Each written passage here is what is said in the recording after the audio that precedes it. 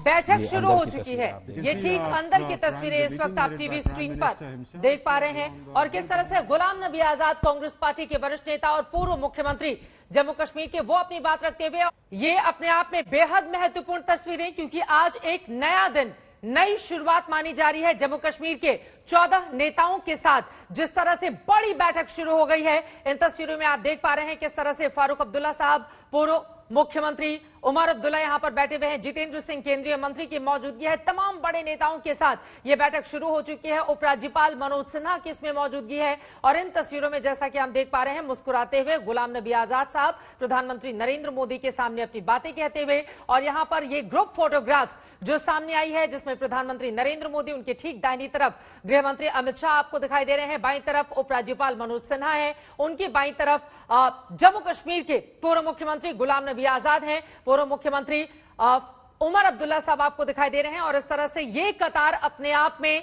एक खूबसूरत दिशा में किस तरह से बातचीत आगे बढ़ेगी, कम से कम उसकी नजीर पेश करती हुई ये पहली तस्वीरें इस वक्त आपके सामने हैं।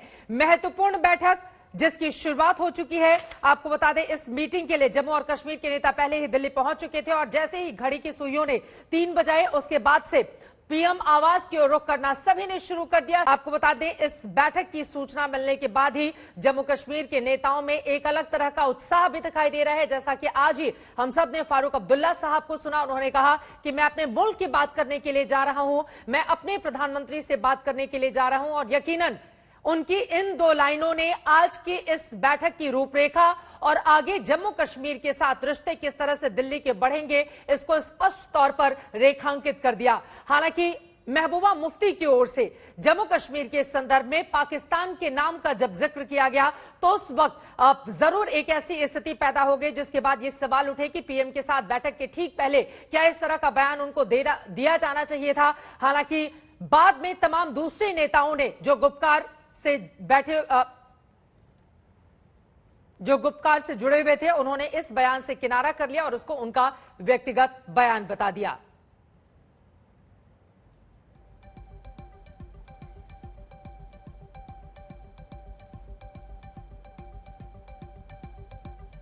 ये बैठक के अंदर की तस्वीरें आपको दिखाई दे रहा है। आपको बता दें कि बैठक की शुरुआत हो चुकी है। सबसे पहले जो खबरें निकलकर सामने आई हैं, जितेंद्र सिंह केंद्रीय मंत्री ने सभी का स्वागत किया और उसके बाद एक एक करके सभी ने अपनी बात रखनी शुरू कर दी। हिमांशु मिश्रा पीएम आवास के बाहर से मेरे सहयोगी जुड़ चुके हैं। हिमांशु, ये तस्वीरें बहुत ज्यादा महत्वपूर्ण है। हम देख पा रहे हैं किस तरह से एक एक करके नेता अपनी बात रखते हुए, लेकिन अभी तक की जो तस्वीरें निकलकर सामने आई हैं, गुलाम नबी आजाद साहब, पूर्व मुख्यमंत्री जम्मू कश्मीर के, कांग्रेस पार्टी के वरिष्ठ नेता, मुस्कुराते हुए अपनी बात प्रधानमंत्री से रखते हुए, यकीनन विकास और शांति किस तरह से जम्मू कश्मीर में तय हो, इसको आगे बढ़ाया जाए, इसी की दिशा में ये बातचीत जिसकी शुरुआत इस वक्त हो चुकी है।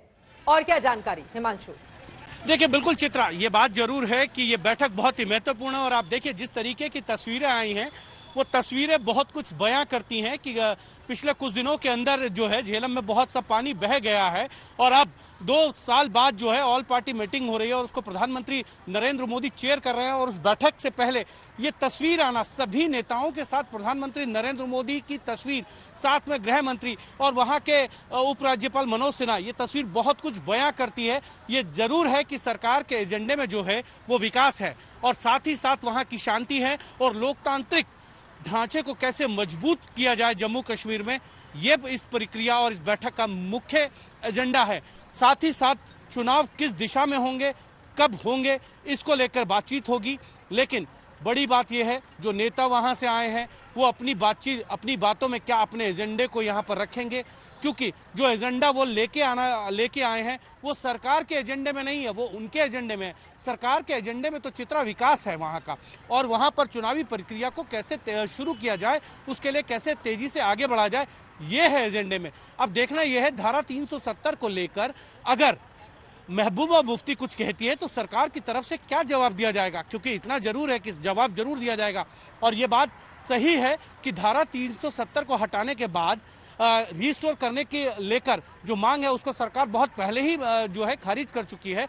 कल जेपी नड्डा ने भी ये बात कही थी कि धारा 370 को जब से वहां से हटाया है उसके बाद से जो काम 70 सालों से नहीं हुए थे वो काम पिछले लगभग 2 सालों में हो गए। विकास के हुए हैं, युवाओं के लिए हुए हैं, वहां पर छात्रों के लिए हुए हैं, वहां बुजुर्गों के लिए हुए हैं, वहां के प्रशासनिक कार्यों में बहुत तेजी से काम हुए हैं विकास के। और इसीलिए अब देखना यह है कि चुनावी प्रक्रिया को कैसे शुरू किया जाए, उसको लेकर यह बैठक है। क्योंकि डिलिमिटेशन को लेकर चुनाव आयोग ने जो कमीशन बनाया है वहां लगातार बैठकें चल रही हैं, लेकिन गुपकार के जो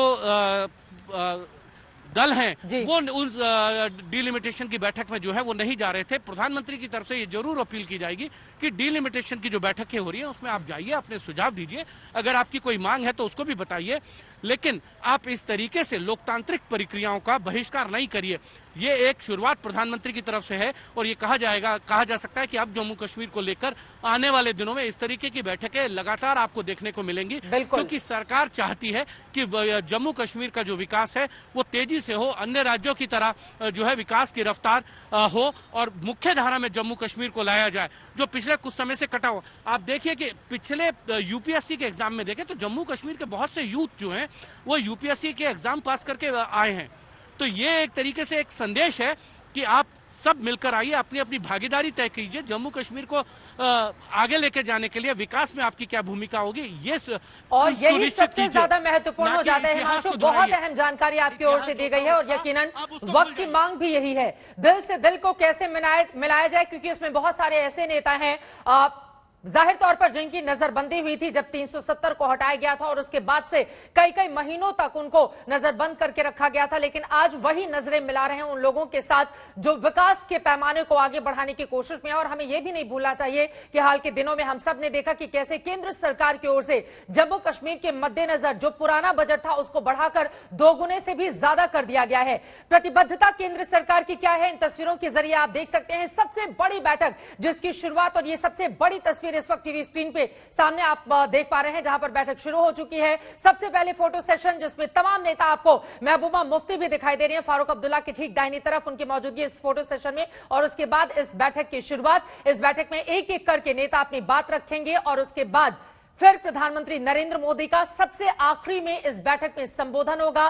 संबोधन के जरिए वो क्या कहते हैं, क्या बड़ा संदेश जम्मू कश्मीर को दिया जाता है। और आपको बता दें सिर्फ देश ही नहीं विदेशों में भी बहुत सारे ऐसे मुल्क हैं जो अपनी नजरें गड़ाए हुए हैं कि आखिर इस बैठक से निकलकर क्या आता है।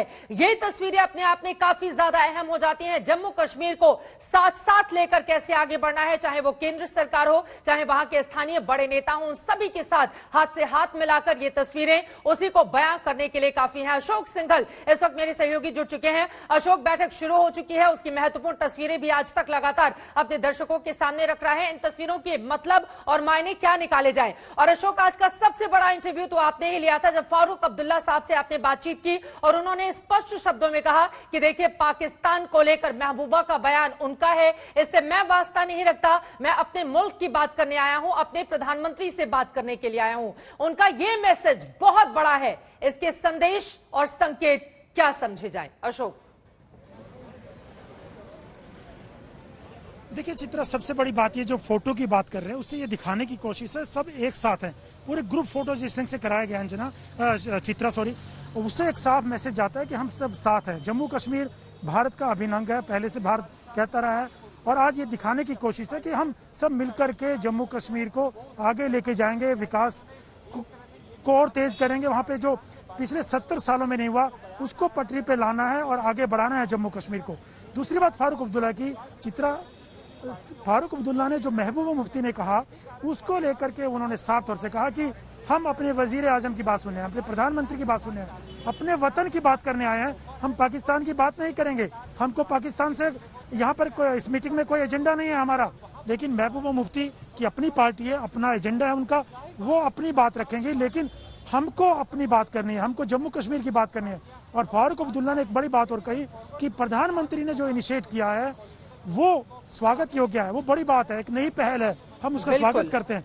लेकिन चित्रा सबसे बड़ी बात ये होगी कि इस बैठक में सब 370 को लेके तो अपनी बात रखेंगे, लेकिन सरकार की तरफ से क्या कहा जाता है, सरकार का एजेंडा क्या होगा इस बैठक के अंदर, उस पर कितनी सहमति बनेगी या नहीं बनेगी। लेकिन एक शुरुआत है, 22 महीनों के बाद नजरबंद किए गए थे जो लोग, उनमें से काफी लोग यहाँ मौजूद हैं और उन लोगों से प्रधानमंत्री घर में बैठा करके बातचीत कर रहे हैं। ये एक अपने आप में नई शुरुआत होगी जिससे चीजें आगे की तरफ बढ़ेंगी। चित्रा, नजरबंदी के बाद नजर से नजर मिलाकर एक दूसरे को अपनी बात बतानी है ताकि जम्मू कश्मीर को विकास के पैमाने पर और आगे लेकर जाया जाए, और यकीनन ये नेताओं की जिम्मेदारी भी है। इसी वजह से आज की ये जो वार्ता है वो काफी ज्यादा महत्वपूर्ण मानी जा रही है। हमारे साथ सुनील शेट्टी जी जो कि प्रवक्ता हैं भारतीय जनता पार्टी जम्मू कश्मीर के, इस वक्त हमारे साथ लाइव जुड़ चुके हैं। आपका बहुत स्वागत करते हुए सुनील जी, सबसे पहले तो इन तस्वीरों पर आपकी टिप्पणी मैं चाहूंगी। एक अच्छी शुरुआत, नई शुरुआत, बातचीत आगे बढ़ेगी और इस संवाद के जरिए क्या कुछ हो सकता है, अगर इसके बारे में हमारे दर्शकों को आप जानकारी दें।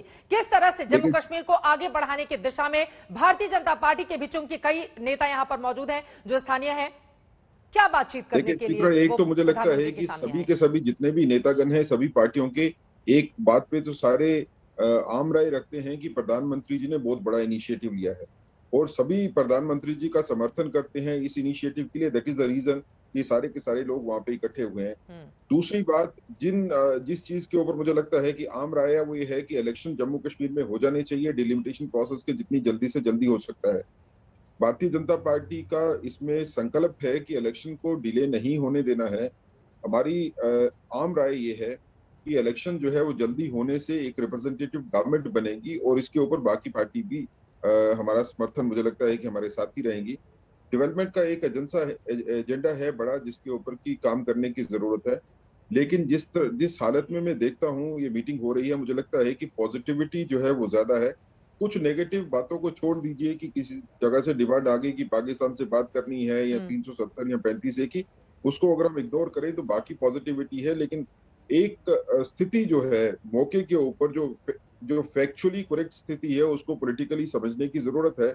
आर्टिकल 370 और 35 के ऊपर बात करने का कोई मायना नहीं है क्योंकि आर्टिकल 370 और 35 अब खत्म हो चुके हैं, वो वापस नहीं आएंगे। ठीक है, 70 साल की लड़ाई के बाद जो हमने अचीव किया है आर्टिकल 370 और 35 से, ये खाली अचीवमेंट कोई भारतीय जनता पार्टी की नहीं है, ये आम भारतीय की है। चाहे वो जम्मू कश्मीर में रहने वाला भारतीय होगा, जम्मू कश्मीर के बाहर रहने वाला भारतीय होगा, सभी ने मिलकर फैसला किया तो आर्टिकल 370 और 35 से खत्म हुए। अब उसकी दोबारा बहाली के बारे में मुझे लगता नहीं है कि कोई स्कोप भी है कि उसके बारे में महत्वपूर्ण जानकारी आपकी ओर से दी गई है। लेकिन यकीनन जो कश्मीरी स्थानीय बड़े नेता हैं उनकी डिमांड यही होगी कि 370 को, और अशरफ वानी भी इस वक्त हमारे साथ जुड़ चुके हैं मेरे सहयोगी, लगातार जम्मू कश्मीर की हर एक बड़ी खबर सबसे पहले आप तक पहुंचाते हैं। और कल ही उन्होंने महबूबा मुफ्ती का प्लेन में इंटरव्यू भी लिया था, जिस प्लेन से राजधानी दिल्ली में उन्होंने लैंड किया। अशरफ, सीधे आपके पास पहुंचते हुए, हालांकि जम्मू कश्मीर में महबूबा मुफ्ती का, अशरफ, हम सब जानते हैं कि किस तरह से रुख अलग होता है, लेकिन जब दिल्ली आकर प्रधानमंत्री के सामने अपनी बात रखनी हो तो यहां पर ज्यादा गंभीरता की जरूरत होगी कि आप जम्मू कश्मीर के विकास के लिए, वहां के चुनाव के लिए, लोकतांत्रिक प्रक्रिया को आगे बढ़ाने के लिए अपनी बात किस तरह से रख पाते हैं। शायद यही वजह है कि आपसे बातचीत के जरिए उनकी ओर से कहा गया कि मैं खुले मन से जा रही हूं और खुले मन से ही बातचीत में हिस्सा लूंगी। अशरफ, बिल्कुल चित्रा, आपने बहुत दिलचस्प बात कही। दरअसल महबूबा मुफ्ती गृह मंत्री अमित शाह या प्रधानमंत्री नरेंद्र मोदी के लिए कोई नई नहीं है। उन्होंने उनके साथ 3 साल तक जम्मू कश्मीर में गठबंधन सरकार चलाई और वो सरकार जो बनी थी 2016 में काफी कशमकश और काफी बातचीत के बाद बनी, और उसके बाद फिर सीधा संवाद जो है महबूबा मुफ्ती का प्रधानमंत्री के साथ भी रहा और गृह मंत्री के साथ भी रहा। तो जाहिर है कि उनको इसके मिजाज की पता है, उसकी राजनीति की पूरी दिशा और दशा पता है, और ये भी जानते हैं कि क्या रुख रहता है महबूबा मुफ्ती का जम्मू कश्मीर में अपनी सियासत साधने के लिए। जहां तक आज की बैठक की बात है, ये खुला मंच है। कई सारे लोग गलत कयास कर रहे हैं कि शायद कुछ थोपा जाएगा, ऐसी बात नहीं है। जो हमारे पास अभी सूत्रों से खबरें आ रही हैं वो ये है कि प्रधानमंत्री का जो दिल की ख्वाहिश थी, जो कई बार वो दोहरा चुके हैं कि वो कश्मीर में दिल से कश्मीरियों को और जम्मू कश्मीर राज्य के लोगों को गले लगाना चाहते हैं। वही कॉन्फिडेंस बिल्डिंग मेजर इस तरह से आगे बढ़ाए जाएं ताकि लोग जो हैं वो अलगाववाद से या बाकी जो देश विरोधी हरकतें हैं उनसे दूर आ जाएं। उसके लिए वो इन पार्टियों से विचार विमर्श करेंगे, अपनी भी राय रखेंगे। उसमें बाकी जो पहलू है, चाहे फिर डिलिमिटेशन हो, ये कोई नई सरकार प्रधानमंत्री के स्तर की चीज नहीं है, वो तो सरकार का काम चल रहा है और हो भी सकता है प्रधानमंत्री के हस्तक्षेप के बगैर।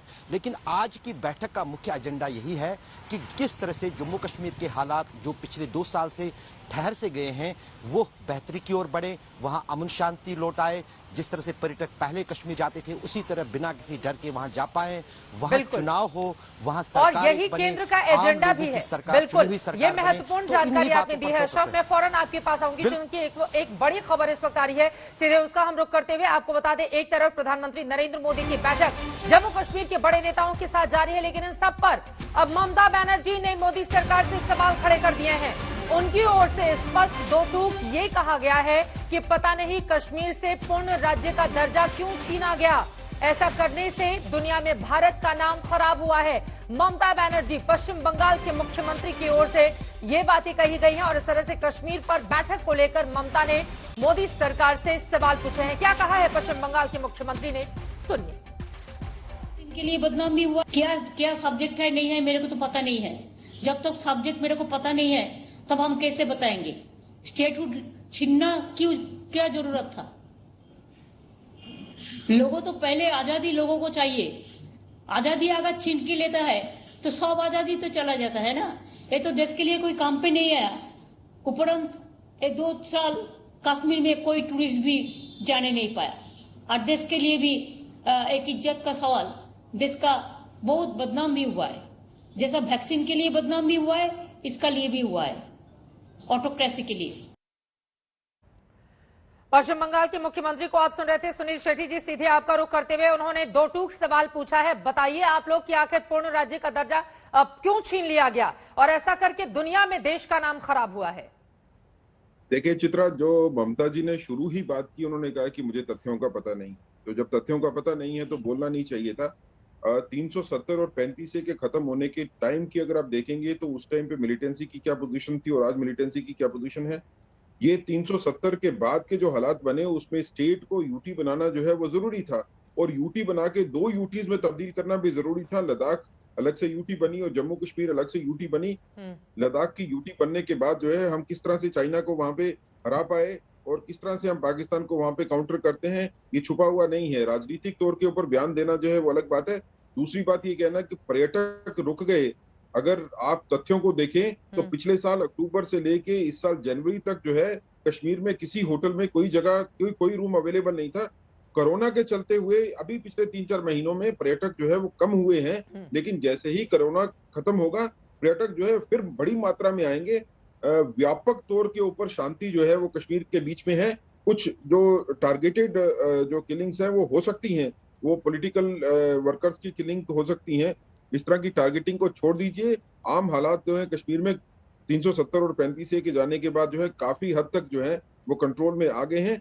ये फैसला जो है मुझे लगता है कि आजादी के बाद सबसे बड़ा फैसला जो है ये कॉन्स्टिट्यूशनल लिया गया 370 को और 35 को खत्म करने के बाद, जिससे कि पूरे का पूरा संविधान जो है वो जम्मू कश्मीर के ऊपर भी वैसे लागू हुआ जैसे बाकी स्टेट पे हुआ। जब आप एक भारत की बात करते हो तो एक भारत में जो है अलग से 2 कानून कैसे हो सकते हैं? या वेस्ट बंगाल में चाहेंगे कि कानून अलग से बन जाए? जब आप सभी एक ही कानून की बात करते हो, एक ही भारत में रहने की बात करते हो, तो जम्मू कश्मीर क्यों नहीं एक भारत में रहेगा, क्यों नहीं एक बन के रहेगा?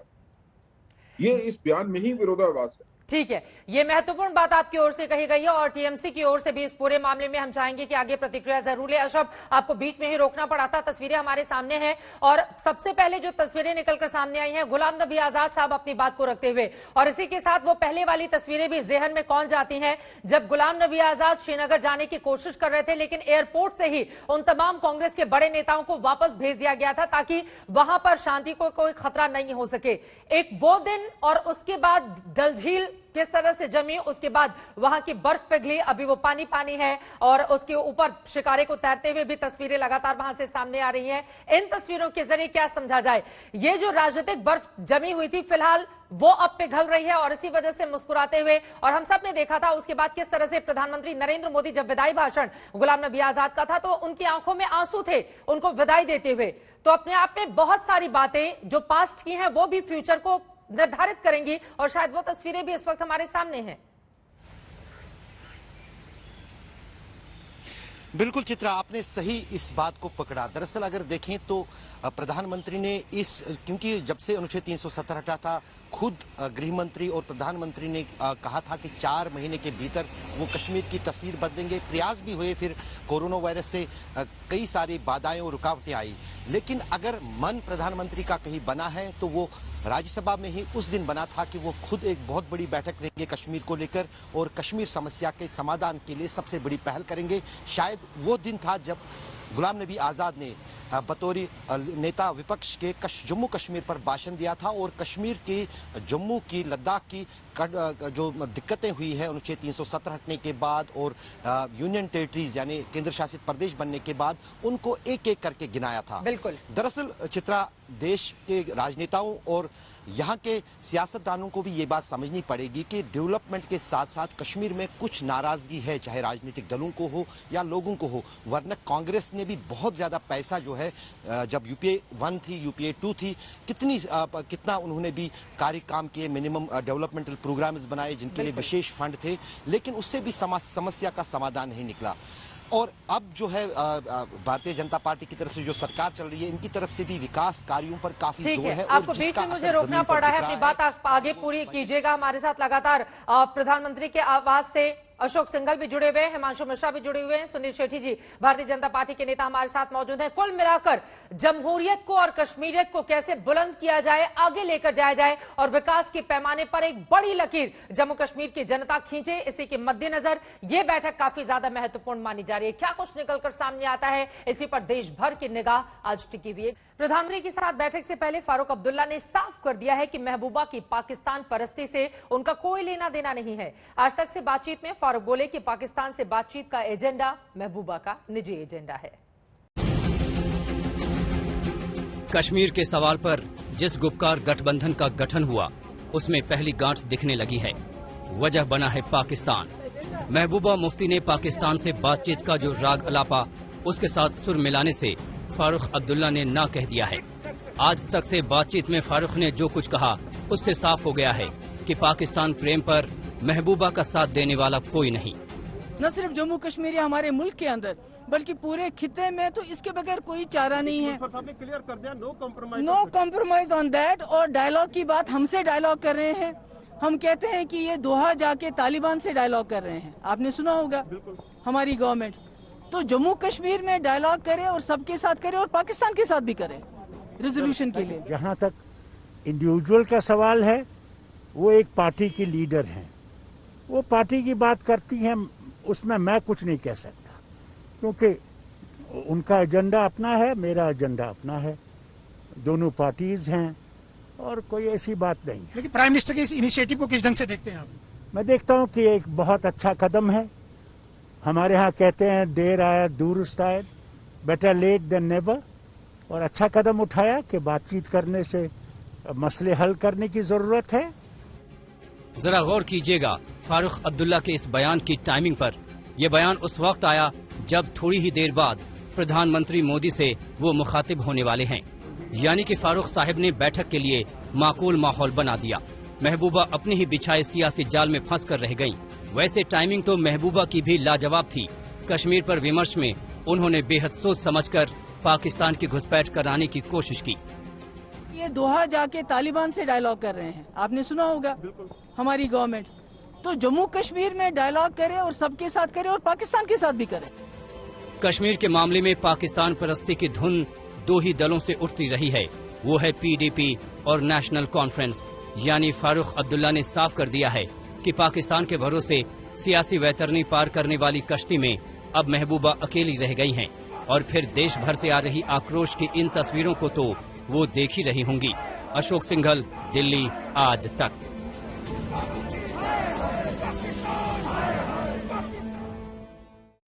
महबूबा मुफ्ती ने पाकिस्तान से बातचीत का दरवाजा खोलने की पैरवी की तो इस पर जबरदस्त आक्रोश भड़का। कई संगठन महबूबा को बैठक में बुलाने से नाराज हो गए हैं। जम्मू में सड़क पर प्रदर्शन हो रहे हैं, महबूबा के पुतले फूंके गए। महबूबा ने फिर दिखाया कि उनकी पाकिस्तान परस्ती अभी भी जिंदा है।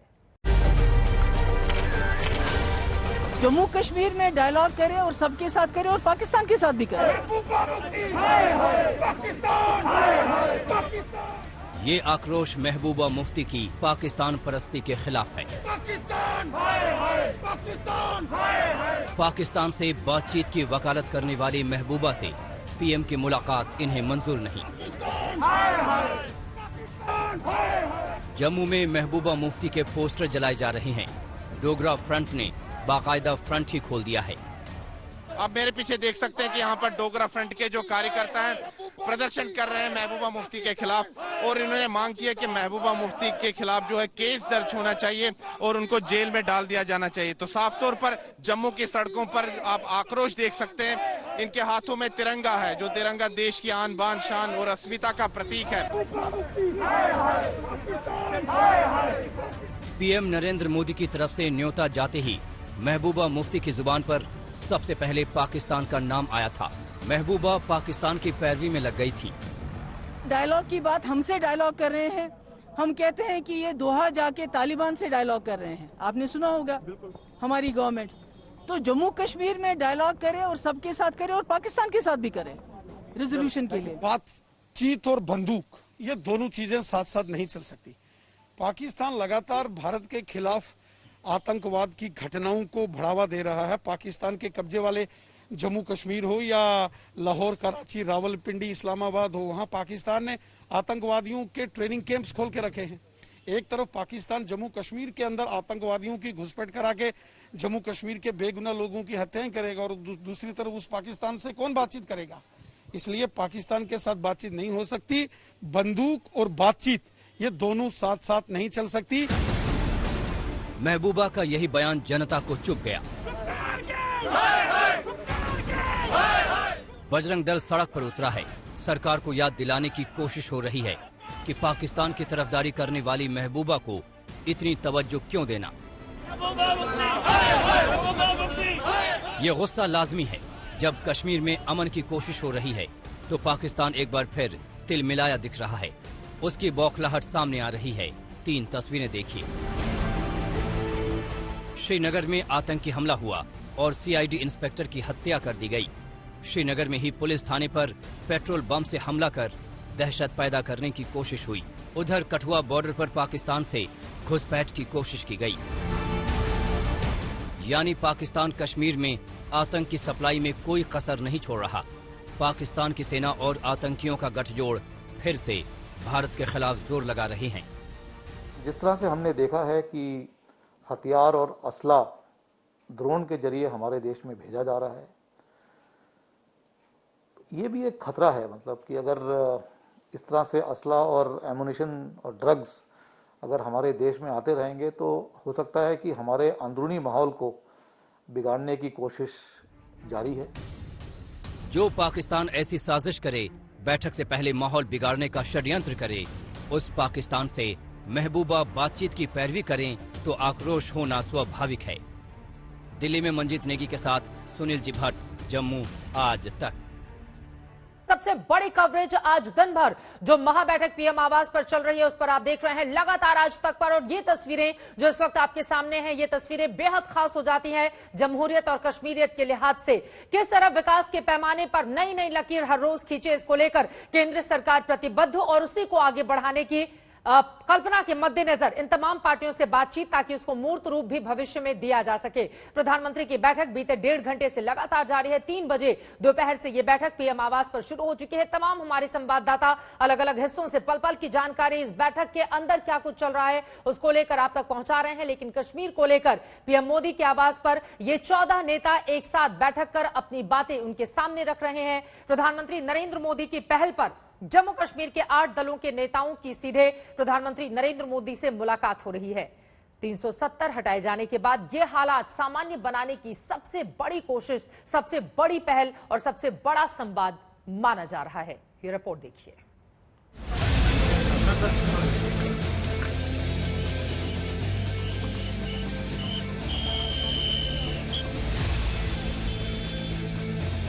अच्छा कदम है। हमारे यहाँ कहते हैं देर आया दुरुस्त आया। उनसे बात करनी है, अपने वतन के प्राइम मिनिस्टर से बात करनी। 370 हटाए जाने के करीब 2 साल बाद सबसे बड़ी पहल हुई। प्रधानमंत्री नरेंद्र मोदी की पहल पर मिशन न्यू कश्मीर को लेकर हलचल हुई। 8 पार्टियों और कश्मीर के 14 नेता सीधे प्रधानमंत्री मोदी के सामने थे। 2 साल में अविश्वास की जो खाई थी उसे पाटने की कोशिशें शुरू हुई हैं।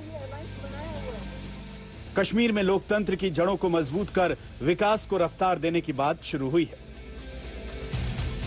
इसी का दुश्मन है पाकिस्तान, जिसे कश्मीर की इस महाबैठक से पहले फारूक अब्दुल्ला ने करारा जवाब दिया। बीच में इस मौके पर क्या ठीक आपको लगता है ऐसे मौके पाकिस्तान की बात नहीं लानी चाहिए थी? मैं पाकिस्तान वगैरह की बात नहीं करता। मुझे अपने वतन से बात करनी है, अपने वतन के प्राइम मिनिस्टर से बात करनी है। इस बयान के साथ ही गुपकार में दरार भी सामने आ गई। बैठक से पहले महबूबा मुफ्ती ने पाकिस्तान की पैरोकारी की थी, उसे पक्षकार बनाने की दलील दी थी, लेकिन फारूक अब्दुल्ला ने महबूबा के पाकिस्तान राग को खारिज कर दिया। न सिर्फ जम्मू कश्मीर या हमारे मुल्क के अंदर बल्कि पूरे खिते में तो इसके बगैर कोई चारा नहीं है। क्लियर कर दिया, नो कॉम्प्रोमाइज ऑन दैट। और डायलॉग की बात हमसे डायलॉग कर रहे हैं। हम कहते हैं कि ये दोहा जाके तालिबान से डायलॉग कर रहे हैं। आपने सुना होगा हमारी गवर्नमेंट। तो जम्मू कश्मीर में डायलॉग करे और सबके साथ करे और पाकिस्तान के साथ भी करे रेजोल्यूशन के लिए। जहां तक इंडिविजुअल का सवाल है, वो एक पार्टी की लीडर हैं, वो पार्टी की बात करती हैं, उसमें मैं कुछ नहीं कह सकता, क्योंकि उनका एजेंडा अपना है, मेरा एजेंडा अपना है, दोनों पार्टीज हैं और कोई ऐसी बात नहीं है। लेकिन प्राइम मिनिस्टर के इस इनिशिएटिव को किस ढंग से देखते हैं आप? मैं देखता हूं कि एक बहुत अच्छा कदम है। हमारे यहाँ कहते हैं देर आया दुरुस्त आया, बेटर लेट देन नेवर। और अच्छा कदम उठाया कि बातचीत करने से मसले हल करने की जरूरत है। जहां तक महबूबा की बात है तो फारूक ही नहीं, पैंथर्स पार्टी के भीम सिंह ने भी कह दिया था कि पाकिस्तान पर उनका बयान उनकी सियासत को जिंदा रखने की चाल है। की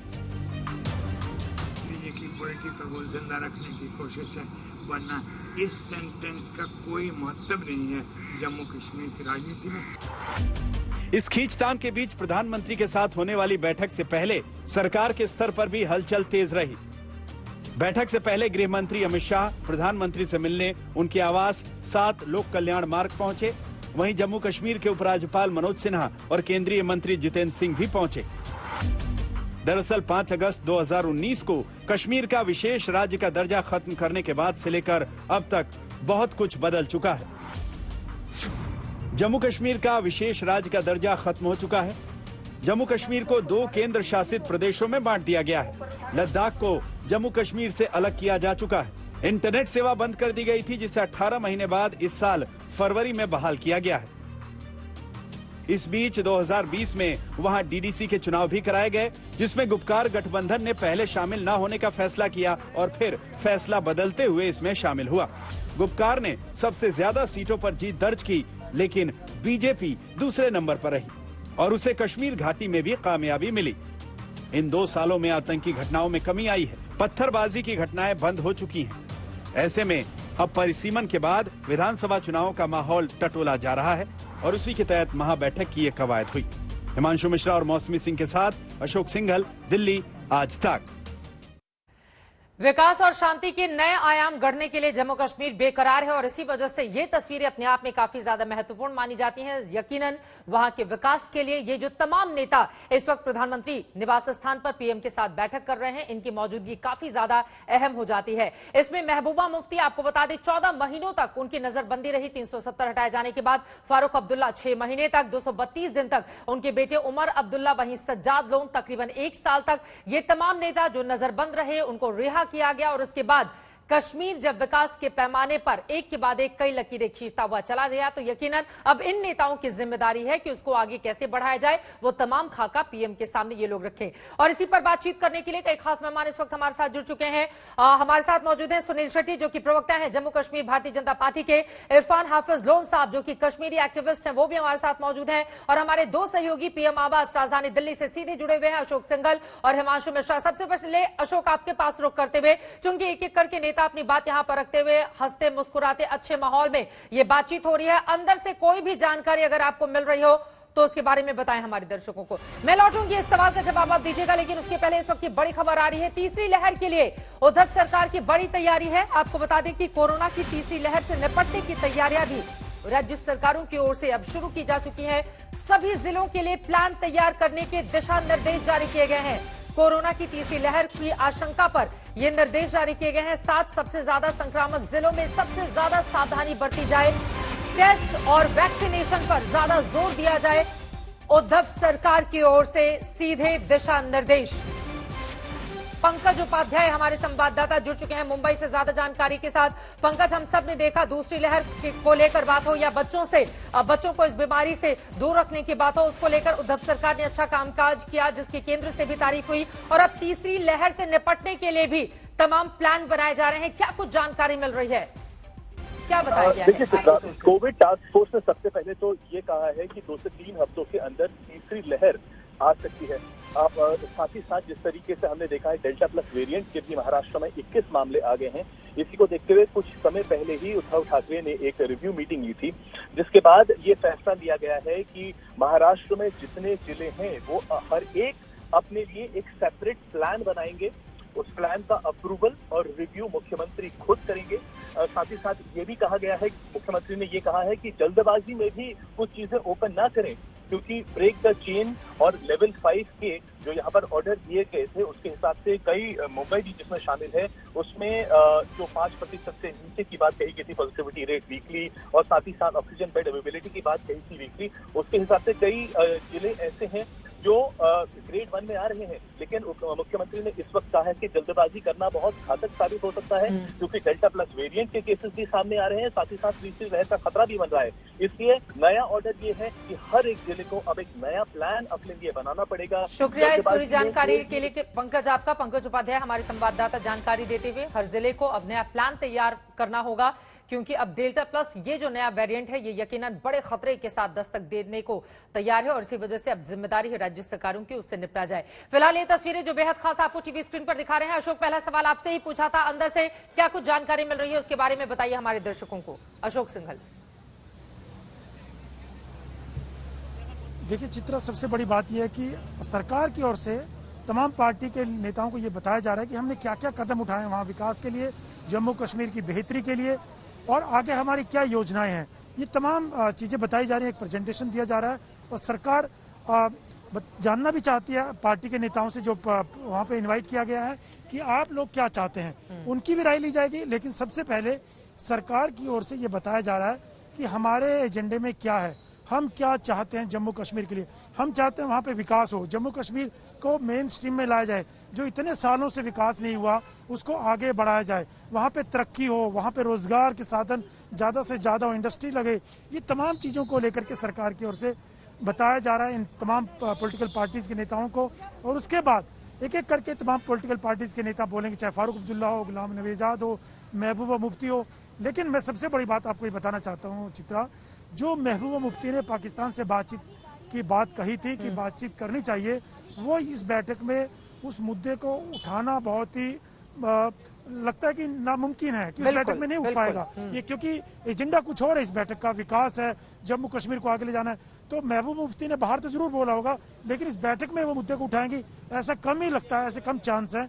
लेकिन विकास की को लेकर के धारा 370 क्यों हटाई, उसको दोबारा से लागू करना चाहिए, ये तमाम जरूर पॉलिटिकल पार्टियां अपनी बात रखेगी। ये बहुत महत्वपूर्ण बात अशोक सिंघल आपने कही है, और यकीनन जो टॉप सोर्सेज से मेरी भी बातचीत हुई थी उसके जरिए यही बातें निकलकर सामने आई कि महबूबा मुफ्ती कश्मीर में जो बोल रही हैं वहां की बातें और प्रधानमंत्री के सामने जो बोलेंगी वहां की बातों में बहुत ज्यादा फर्क होगा। हालांकि कोई एजेंडा इन नेताओं को दिया नहीं गया है केंद्र की ओर से कि इस टॉपिक पर हम बातचीत के लिए आपको आमंत्रित कर रहे हैं, खुले मन से आइए, जो भी बातचीत हो वो कहिए। लेकिन यकीनन पाकिस्तान की जिस तरह से एंट्री कराने की कोशिश कश्मीर में की गई थी यहां पर महबूबा मुफ्ती की ओर से, वो यकीनन पीएम के साथ जब बैठक होगी तो माना जा रहा है कि उसकी उम्मीद कमी है। हालांकि एक बड़ा मैसेज देने की कोशिश उनकी ओर से जरूर की गई। हिमांशु, आपको क्या जानकारी मिल रही है? चर्चा लगातार जारी है, कम से कम जो तस्वीरें निकलकर सामने आई हैं उससे एक बात स्पष्ट है कि एक अच्छे खुशनुमा माहौल में जम्मू कश्मीर जैसे बड़े इशू पर इस वक्त बातचीत चल रही है पीएम आवास पर। हिमांशु,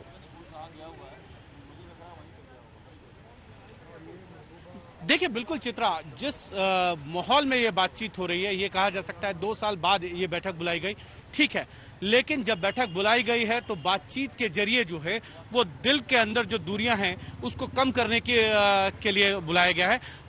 जो मतभेद हैं उसको कम कैसे किया जाए ये बैठकों के जरिए ही तय होगा। और इसीलिए मैं बहुत देर से ये बात कह रहा हूं चित्रा कि ये पहली बैठक ना माना जाए। हो सकता है इसके बाद जम्मू कश्मीर को लेकर लगातार इस तरीके की बैठकें आने वाले दिनों में आपको देखने को मिले। लेकिन बड़ा सवाल यही है, इस बैठक के अंदर जो नेता आए हैं जम्मू कश्मीर के अलग अलग राजनीतिक दलों के जो गुपकर संगठन से हैं, वो अपनी अलग अलग मांग लेकर आए हैं। अब वो जब अपनी मांग रखेंगे तो सरकार की तरफ से जरूर उन सभी मांगों पर जो है क्लैरिटी की जाएगी। लेकिन इतना जरूर है, हिमांशु मिश्रा हमारे सहयोगी जानकारी देते हुए बैठक के अंदर की तस्वीरें आपके सामने हैं। मुस्कुराती हुई ये तस्वीरें यकीनन इस बारे में संदेश और संकेत दे रही हैं कि फिलहाल सब कुछ अच्छा है, अच्छे माहौल में बातचीत पिछले 1.5 घंटे से भी ज्यादा वक्त बीत चुका है, जारी है। क्या कुछ अंदर से निकलकर सामने आता है, सबसे पहले आज तक आप तक पहुंचाता रहेगा।